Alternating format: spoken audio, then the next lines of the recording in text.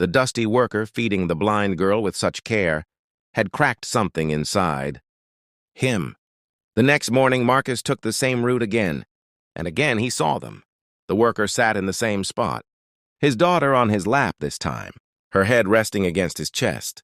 They shared a small sandwich, laughing quietly as she tried to guess what he was feeding her. Her hands moved, feeling his rough jaw, the edge of his helmet, the sweat on his skin.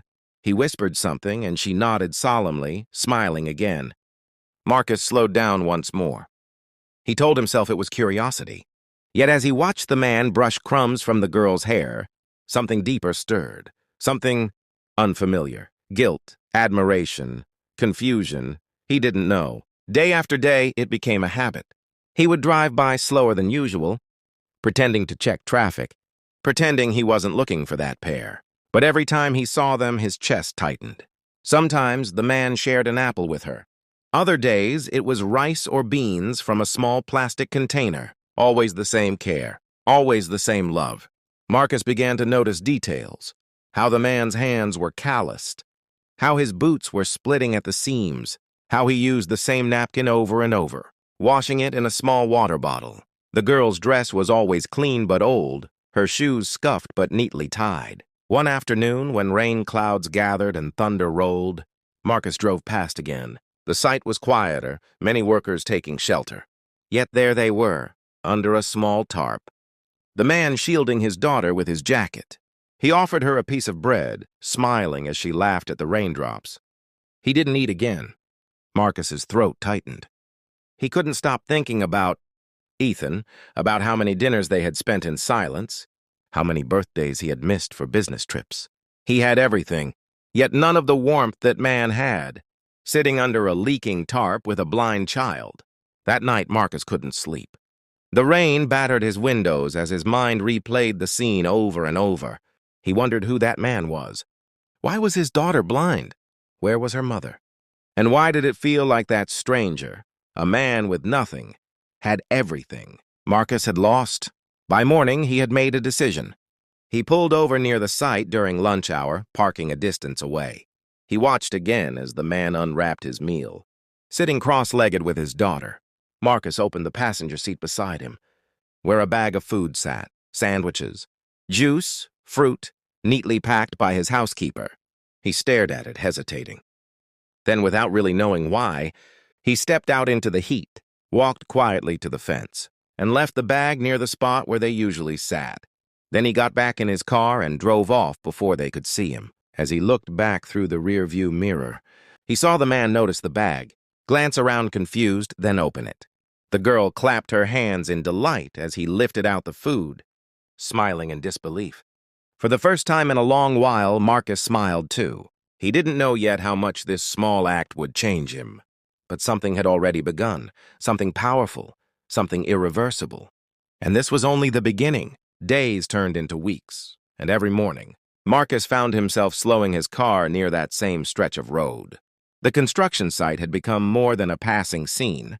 It was now a quiet ritual, a strange sanctuary that softened his otherwise hardened mornings. He no longer listened to the news or business updates in the car. Instead, he turned off the radio and watched in silence as life unfolded behind the metal fence. Each day, the young worker came faithfully, arriving before sunrise, his daughter always with him. He carried her carefully as if she were made of glass, guiding her small hands to feel the air around her, to listen for the sounds of the world she could not see. He would find a safe spot for her near the shade, lay down a blanket, and then begin his long, grueling shift. Marcus often saw him glance back between tasks, making sure she was safe, that she hadn't wandered or tripped. During his breaks, he would rush back to her, wipe his hands, and share whatever lunch he could afford. Sometimes it was only bread and water.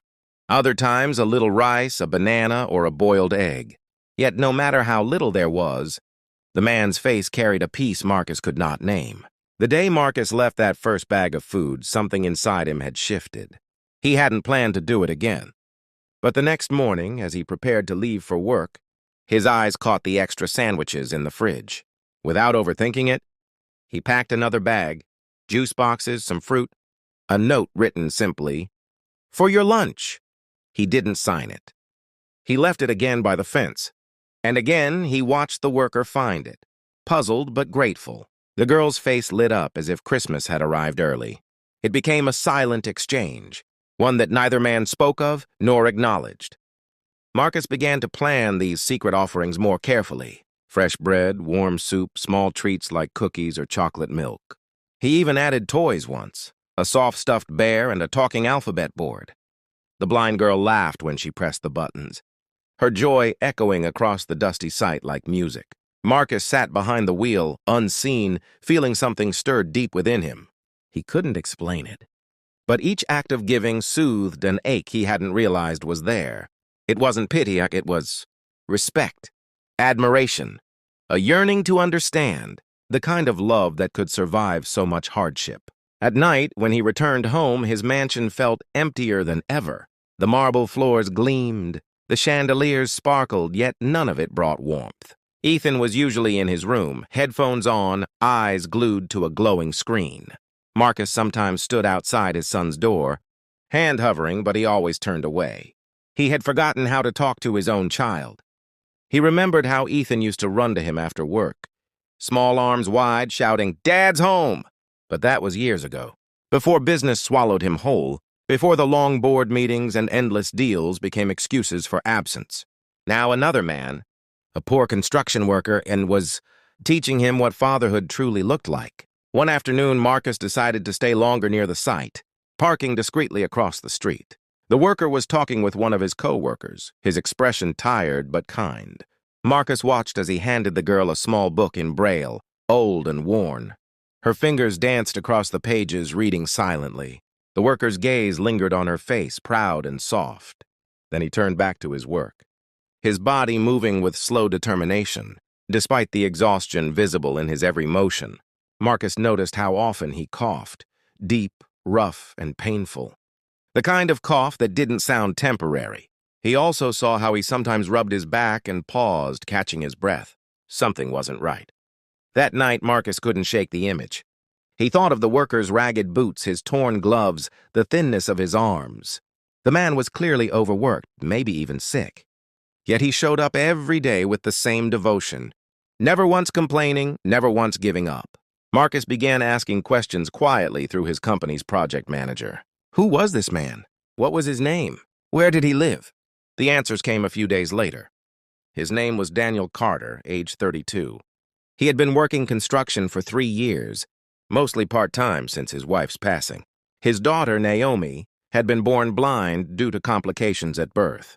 After her mother died from an illness 2 years ago, Daniel refused to give her up to foster care. He worked double shifts, sometimes triple, to keep her fed and clothed. They lived in a small apartment near the bus station. Marcus sat in silence as he read the report. Each word felt like a stone in his chest. This man had every reason to collapse under life's weight. Yet he stood tall, fueled by nothing but love. That weekend, Marcus drove by again, even though he didn't need to. The site was closed, the gates locked. Yet from a distance, he saw Daniel there still, fixing his daughter's broken toy, humming softly as she leaned against him. The millionaire parked and watched quietly from afar. He felt small, humbled, ashamed even. For years, he had measured success in profits, buildings, and luxury. But watching that man in worn boots and faded clothes, Marcus saw something greater, wealth of the soul. He wanted to help more, but pride stopped him. How could a man used to giving orders approach someone like Daniel without making him feel small? So, Marcus continued his silent giving. Envelopes, tucked into lunch bags, groceries left by their door, toys and shoes delivered anonymously. The bond grew, though Daniel never knew who stood behind it. Until one day, fate forced their worlds to collide. It happened on a Thursday evening. Rain clouds gathered once again, heavy and gray. Marcus had stayed late at the office and was driving home through the storm when he saw flashing lights ahead, police cars, an ambulance, chaos. His stomach twisted as he neared the construction site. The fence was half collapsed and workers were shouting. He saw a small figure, Naomi, crying beneath the tarp, clutching her stuffed bear. And beside her, lying still on the muddy ground, was Daniel. Marcus slammed the brakes, his heart pounding. Without thinking, he threw open his door and ran toward them through the rain, his shoes sinking into the mud. The millionaire who had once only watched from behind tinted glass now found himself kneeling in the dirt beside the man he'd admired from afar, and in that moment everything changed. The rain fell hard, slicing through the night like shards of glass. Water pooled across the street, streaming down the gutters as thunder rolled above the city. The flashing red and blue lights painted the soaked pavement in chaos. Marcus could barely see through the blur of raindrops and sirens, but his heart knew exactly where to go. He ran, faster than he had in years, toward the crumpled figure lying in the mud. Daniel's safety vest was torn, his face pale beneath the streaks of grime. The beam from the collapsed scaffolding lay beside him, jagged and heavy. His chest rose and fell in shallow, uneven breaths. Around him, workers shouted, trying to lift debris, while others held umbrellas over the crying little girl. Naomi's small hands clutched her stuffed bear, her tears lost in the storm. She called out softly, confused and frightened, her white eyes searching for the father she couldn't see. Marcus dropped to his knees beside Daniel.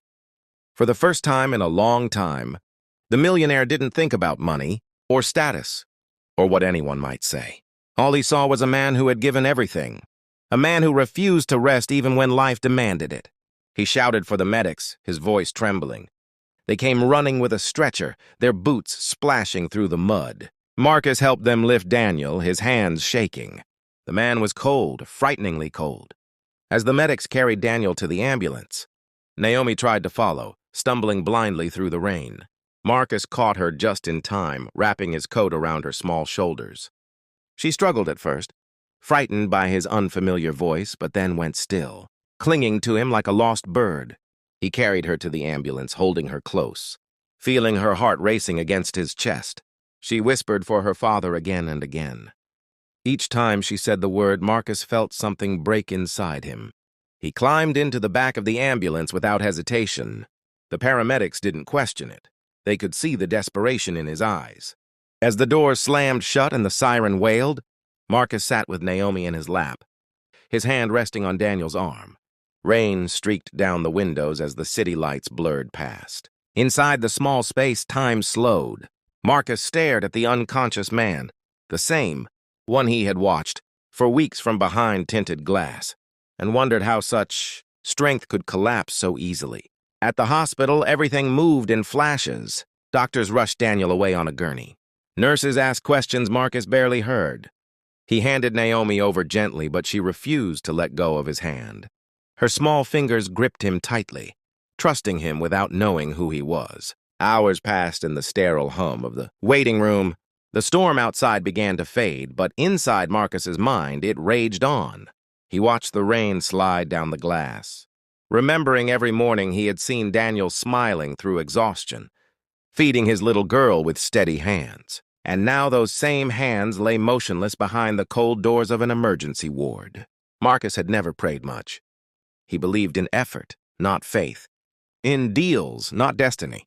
But that night, he found himself whispering into the silence, asking for mercy, for Daniel to wake up, for Naomi not to lose the only family she had left.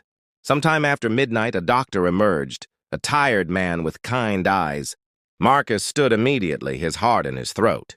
The doctor explained that Daniel had suffered severe exhaustion, dehydration, and a minor internal injury from the collapse. He would need surgery, but had a good chance of recovery if treated quickly. The doctor assumed Marcus was family. Marcus didn't correct him. Instead, he signed the hospital papers, offered his credit card, and told them to spare no expense. When Naomi finally fell asleep on the waiting room couch, clutching her stuffed bear, Marcus sat beside her. He brushed a damp curl from her forehead and felt something he hadn't felt in years. Peace. A strange, fragile peace that came from doing something good with no expectation in return. The next morning, the storm had passed. The sun peeked through the gray clouds as Daniel was moved to a private room. He lay still, connected to wires and monitors, his face calmer now. Marcus stood at the foot of the bed, quietly watching. He had seen this man only from afar, through the lens of wealth and distance. But up close, Daniel's strength was even clearer. The rough hands that had built homes, the lines of fatigue that spoke of sleepless nights, the scars of sacrifice. Naomi sat on a chair by her father's side, her tiny hand resting on his arm. She couldn't see him, but she knew he was there. Every few minutes, she whispered softly, promising to be good, to stay strong, to wait for him. Marcus turned away, blinking back tears he didn't expect. For years, he had walked through life surrounded by people, assistants, employees, investors, yet he had never felt this kind of closeness, this raw humanity. He spent the next hours making calls. He arranged for Daniel's medical bills to be fully covered, set up a private nurse, and contacted a foundation he supported to ensure Naomi would receive proper care and education for the blind. He did it all quietly, refusing to attach his name. As he left the hospital to get fresh air, Marcus looked up at the morning sky. The city seemed quieter, as if the storm had washed away more than rain, as if it had stripped something from his soul, leaving him bare but free. He realized how many storms he had ignored in his own life, his son's loneliness, his wife's unhappiness, his own emptiness. For years he had been chasing numbers, thinking wealth could fill the spaces love had left behind. But in one night, watching a poor man fall in the mud for his child, Marcus learned what real riches looked like. He returned home that evening with Naomi's voice still echoing in his ears. Ethan was in the living room, headphones on. Marcus paused, then quietly sat beside him. His son looked up, surprised. For a moment, neither spoke. Then slowly, Marcus reached out and placed a hand on his shoulder. Ethan hesitated, then didn't pull away. It was a small thing, but for Marcus, it felt like the first step toward something he had lost long ago. And somewhere, in a hospital bed across town, a man named Daniel stirred for the first time since the storm. His hand moved, fingers twitching. His lips parted faintly as though he could feel the world calling him back. A world he had refused to give up on. The soft hum of hospital machines filled the quiet room, a rhythm of steady beeps and gentle breathing. Morning light slipped through the blinds, washing the walls in gold. Daniel's eyes fluttered open slowly, confusion clouding them as he tried to remember where he was. For a moment, the blur of white coats and antiseptic smells disoriented him. His chest ached, his throat was dry, and every muscle felt heavy. But then a sound, soft and familiar, pulled him back. A little voice whispering his name. Naomi sat by his bedside, holding his hand tightly. Her milky eyes shimmered with tears she could not hide. When she heard his faint movement, her lips broke into a trembling smile. Relief filled Daniel's heart, though pain lingered in every breath. He tried to speak, but no words came. His daughter leaned closer, resting her head on his arm, whispering something that made his chest tighten. A sound of pure love. For days, Daniel had drifted between waking and sleep, unaware of how he'd been rescued, who had brought him here, or who had paid for his care. The doctors said exhaustion and dehydration had nearly taken him. But someone, a stranger, had covered every cost, ensured the best treatment, and made sure Naomi never left his side. He didn't know that stranger was Marcus. Bennett, the man who once looked at him through glass, windows and tinted mirrors, a man whose life couldn't have been more different from his own. Marcus visited quietly that afternoon, long after most visitors had left. He didn't want to intrude. He stood by the doorway for a long while, watching Daniel and Naomi together. The small girl sat on the bed, her head resting on her father's shoulder, a soft lullaby escaping her lips as he drifted to sleep again. Marcus felt something in that moment, a quiet reverence, almost spiritual. He had seen many scenes of love in movies, advertisements, and family events. But this was different. This was the kind of love that didn't seek attention, didn't need validation. Love that simply existed, raw and unbreakable. He finally stepped closer, placing a bouquet of white lilies on the bedside table. Naomi turned her head at the sound, sensing his presence. Her small hand reached out hesitantly.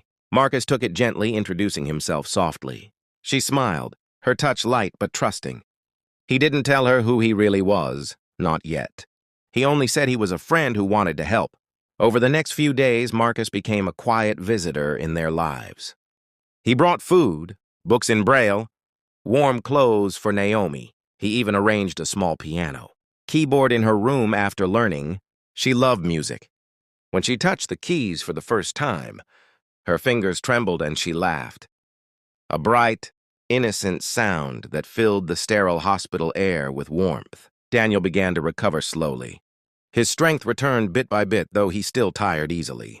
Each time Marcus visited, he insisted on standing, on shaking his hand properly, though Marcus always urged him to rest. They talked, not much, but enough. Daniel shared stories of his wife, of how she had died after a long illness, leaving him with Naomi and a promise never to give up on her. He spoke of the long days at the site, the struggle to find steady work, and the fear of losing his job if he missed a shift. Marcus listened quietly, humbled. There were no complaints in Daniel's words, only gratitude. Even when describing hardship, he spoke with peace. As if suffering had long become a friend he learned to walk beside. For Marcus, every conversation peeled away another layer of his own blindness, not of sight, but of spirit. He realized how he had been living, surrounded by abundance yet starved of meaning. Every success had cost him something human, his marriage, his bond with his son, his sense of empathy. But Daniel, with nothing but faith and love, had what Marcus had lost. One evening, Marcus arrived with Ethan. It was the first time his son had agreed to come along.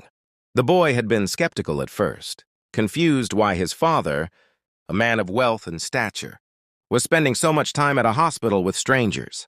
When they entered the room, Naomi was playing the keyboard softly, her fingers tracing simple melodies. She turned toward the sound of footsteps and smiled, sensing Marcus immediately. He introduced Ethan gently, guiding her hand toward his. The two children greeted each other shyly, but soon, curiosity broke the barrier. Naomi asked Ethan to describe the color of the sky outside. He did, awkwardly at first, then more vividly, realizing she was listening with her heart, not her eyes. She giggled at his descriptions, asking questions about clouds, sunlight, and birds. Ethan, for the first time in months, laughed. Marcus watched them quietly, feeling something he hadn't felt in years, pride. Not the pride of achievement, but of connection, of seeing his son come alive in a way that money had never made possible. Over the next week, Ethan began asking to visit Naomi again. He brought her storybooks, and together they'd sit for hours, one reading, one listening. Daniel often smiled from the bed, watching their innocent friendship bloom like spring after a long winter. It was during one of those visits that Daniel finally learned the truth.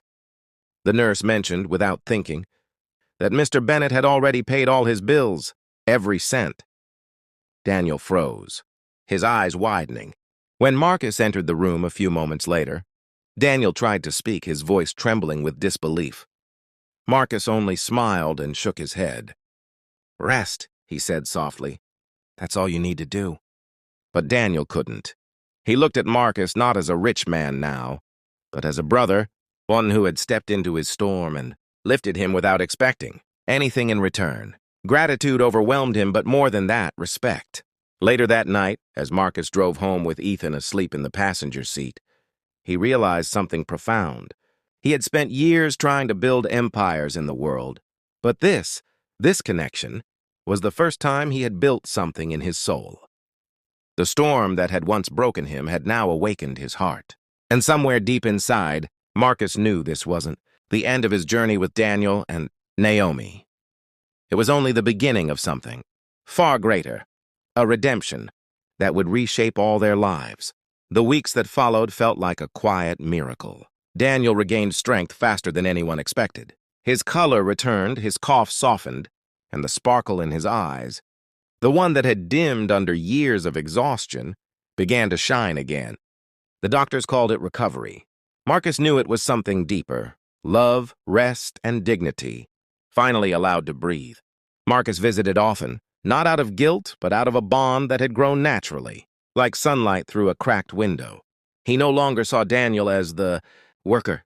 He saw him as a man, a father who embodied the kind of strength Marcus had always admired but never understood. Ethan continued to visit Naomi too, reading to her, describing the world she couldn't see. She loved asking him to tell her about colors, how red felt warm like fire, or how blue reminded him of the ocean's calm. Ethan spoke differently now, slower, kinder. Something inside him had softened too. Marcus saw it and silently thanked fate for leading him to that construction site weeks ago. When Daniel was finally discharged, Marcus insisted on driving him and Naomi home. Their small apartment sat on the far edge of town, dimly lit building with peeling paint and narrow stairs. Inside, the furniture was old but neatly arranged. Naomi's small toys were stacked carefully in a corner, her little bed perfectly made. Despite the poverty, there was peace in that home, a kind of cleanliness that came not from wealth but from pride. Daniel apologized for the modest surroundings, embarrassed that a man like Marcus would step inside. But Marcus only looked around quietly, noticing the framed photo of Daniel's late wife on the wall, a smiling woman holding a newborn Naomi. Beneath it, a small candle flickered, half burned but still glowing. Marcus's gaze lingered on that photo. He thought of his own family portrait, tucked away somewhere in his office, his wife's smile frozen, in a time before everything fell apart, a time when he still believed money could fix hearts. As Daniel sat down, Marcus finally spoke the words he had been carrying for days. He told him he wanted to offer him a job, not at the construction site, but directly at his real estate firm. A stable position, fair pay, benefits, a schedule that would allow him to spend time with Naomi. Daniel was stunned. His first instinct was to refuse. He didn't want charity, and he said as much, his voice quiet but firm. But Marcus explained gently that it wasn't charity, it was recognition. "You've built homes for others," he said softly. "Now let me help you build a future for your daughter." There was a long silence. Then slowly Daniel nodded. The next week, Daniel started work as an on-site safety supervisor, a role that used his experience but spared his body. He wore clean clothes now, carried a badge with his name printed neatly. He still worked hard, but for the first time, he didn't go home to an empty fridge or an uncertain tomorrow. Marcus checked on him often, though he did so quietly. What touched him most wasn't the gratitude Daniel showed. It was the humility he carried into everything. Even with his new job, Daniel never acted entitled or proud. He still helped other workers, still shared his lunch with those who had none, still went home early to read to Naomi. And every evening Marcus would see him, walking hand in hand with his daughter through the park near the office. Naomi loved to feel the breeze and listen to the birds. Sometimes she'd stop and lift her face toward the sun, smiling at warmth she couldn't see. Ethan joined them a few times, and soon the three of them became inseparable. It was an unlikely friendship, a rich man's son, a blind girl, and a construction worker.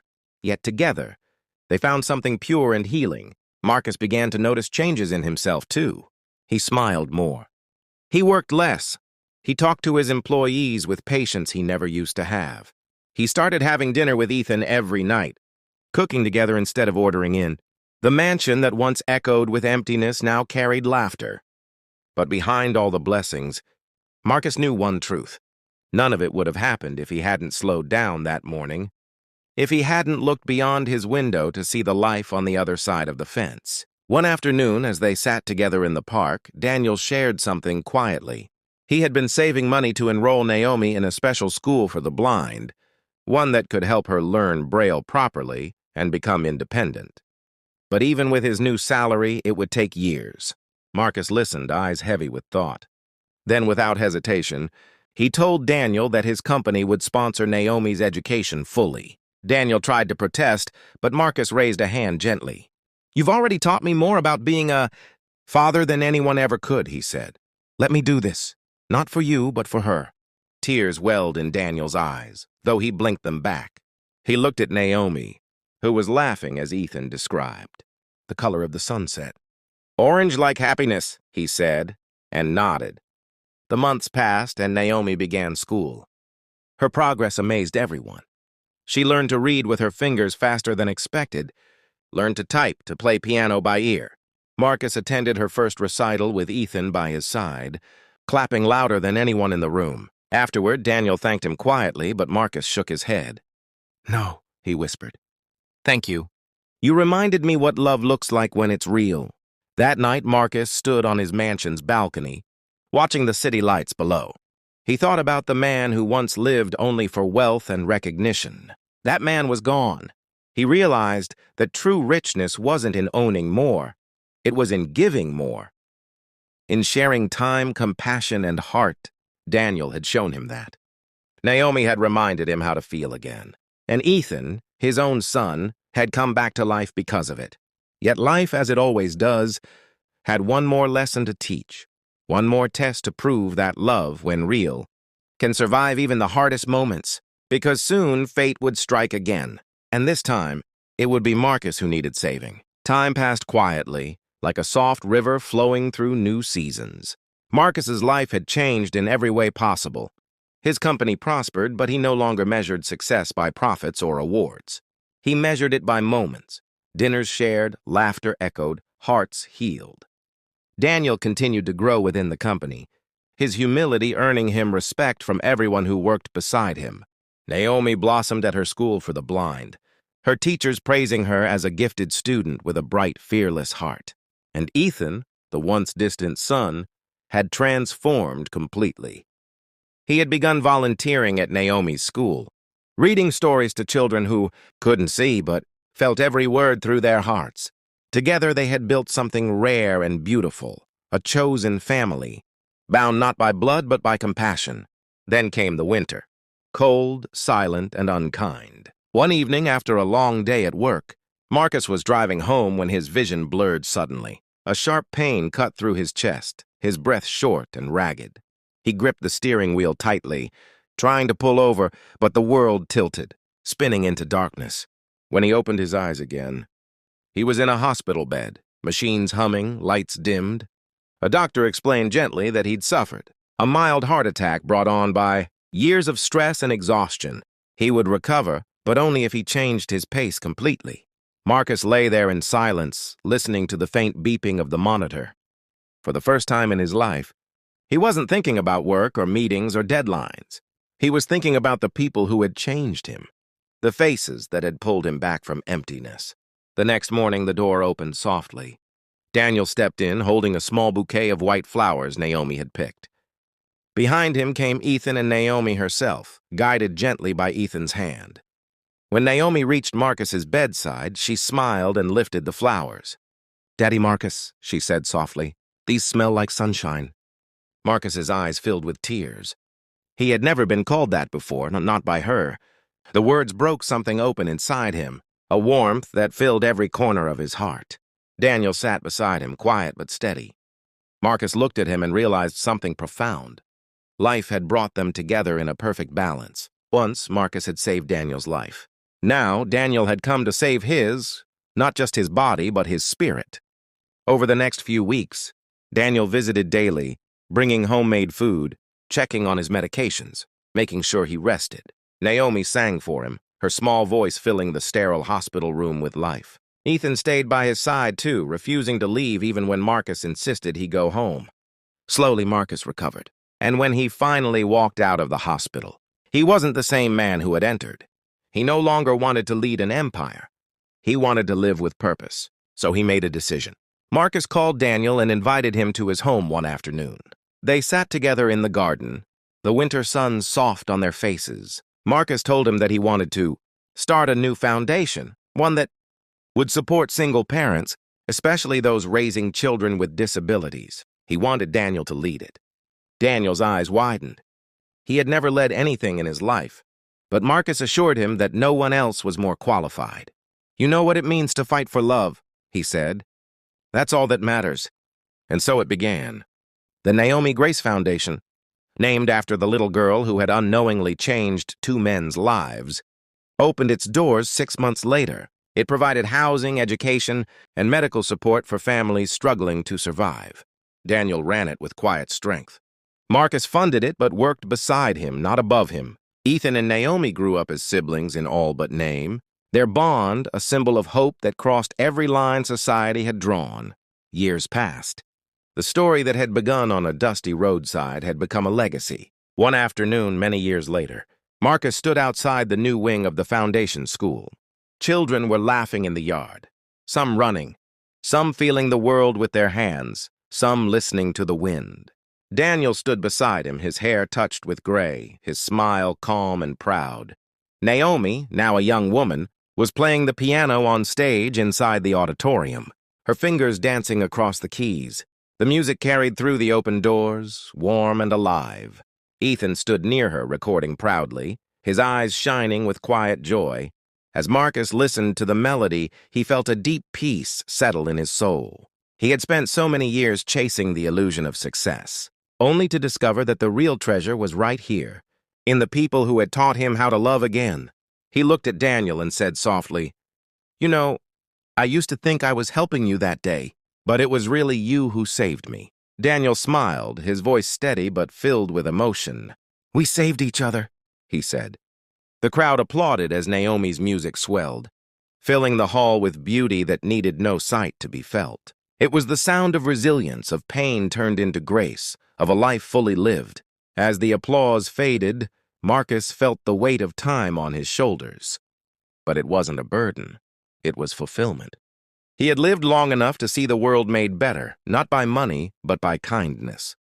That night he returned home, the city lights glowing outside his window. He sat in his study surrounded by photos of Ethan, Daniel, Naomi, the school. On his desk lay a single note written in his own hand. "True wealth isn't what you keep.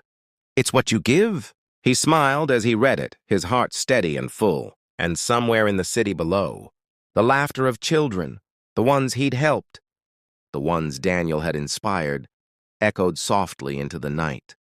The circle was complete. The man who once drove past a stranger on his way to work had learned that sometimes the greatest riches in life come from the smallest moments of compassion, and that a simple act, stopping to notice, to care, can change not just one life but many, forever.